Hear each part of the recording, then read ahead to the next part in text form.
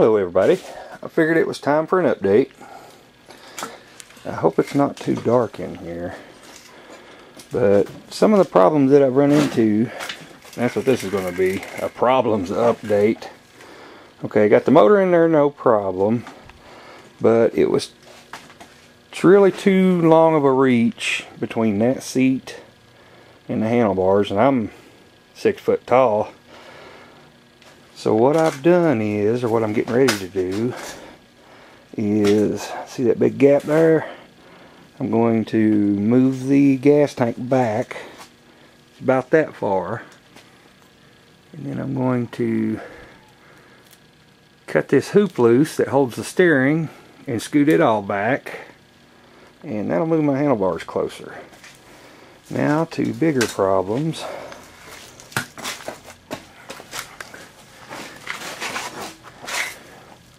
On this rear end here, the rear end was wanting to twist forward, which is called axle wrap, under the torque of the motor. And whenever it would twist forward, it would pull that joint loose right there, pull it out of the motor. So what I did was,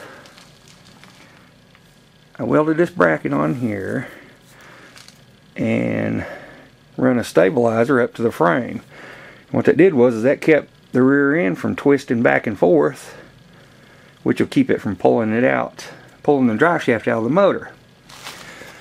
Well, the first time I tried it, it worked for a couple of launches on the blacktop, and then it ripped the bracket loose right here. My welds didn't break, but it broke the housing.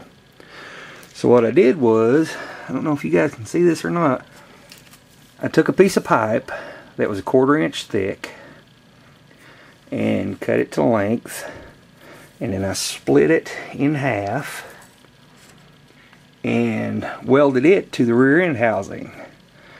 That fixed the crack, and plus it gave me something stable to weld this to. Well, that worked pretty good. Let's see, run back into the frame there. That worked pretty good. Of course, I intend on making it pretty, but anyways. So, if anybody knows the Bayou, the little 220 Bayous, they know that they don't have no brakes. Even when I bought this one brand new from the factory, it didn't have no brakes. So, I took this rotor, I extended my studs to come through the rotor, and I've got the rotor bolted on there, and the caliper will fit here. And I will eventually take some 1/4 inch steel and weld between these pieces of 1/2 inch threaded rod, and that should stabilize it all. But the problem that I'm having with it is now the rotor hits everything. I had a buddy at work say, well, what's it hitting? Well, it's hitting everything. Even if I bring it over to this side, opposite the pumpkin, it's still hitting the shock mount. It's hitting this trailing arm right here. And it'll hit the shock, of course, if it hits the shock mount. So what I'm going to have to do is, I'm going to have to make a swing arm that will go from the rear end housing up into the frame somewhere. And I'll have to plate this with that 1/4 inch steel first, and then I'll have to make my swing arm. But I'll weld it solid at the axle, and then have some sort of bearing at the other end so that it can still move up and down. It just won't twist. You won't get no axle bind.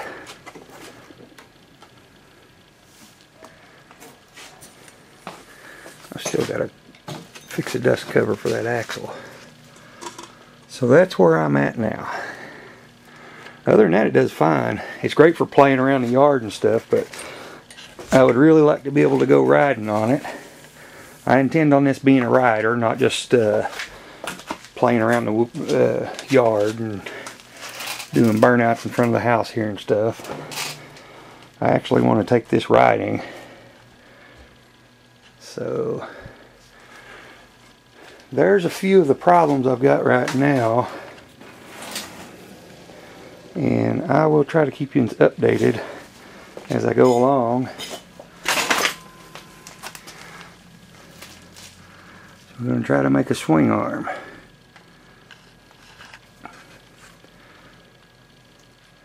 I'll try not to make it so long before my next update.